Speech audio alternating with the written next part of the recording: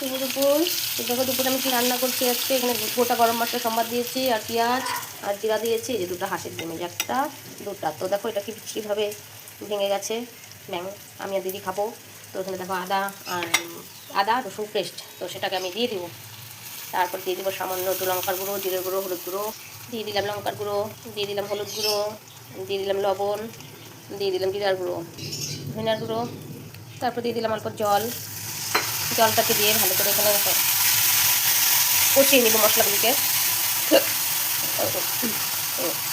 Chowmein সকালে খেয়েছি আর খালি খেয়ে উঠতেছে, গ্যাস হয়ে গেছে। একটু ভাজা পোড়া খেতে পারি না, কী করবো।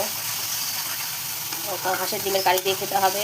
চাউমিনটা খাওয়াটা ভুল হয়ে গেছে আমার, আগে জানলে খেতাম না। ও এত সুন্দর গন্ধ বেরোয়েছে না কটলাটা দিয়ে, কি বলবো আর, অসাধারণ। তো আমার তো বেশি মশলার সাথে সাথে যে ডিম আর আলুটা দিয়ে এটাকে দিয়েও কষিয়ে নিই, আমি বেশি জল দিব না, অল্প একটুই দেবো। ভালো করে আমি এটাকে কষিয়ে নিই। এই দেখো কষানো হয়ে গেছে, তেল ছেড়ে গেছে মানে কষানো হয়ে গেছে। এখন আমি জল দিয়ে দেবো, কতটা বেড়েছে। তো যা ছিল আর কি মশলাটা সব তেল বেড়ে গেছে হয়তো।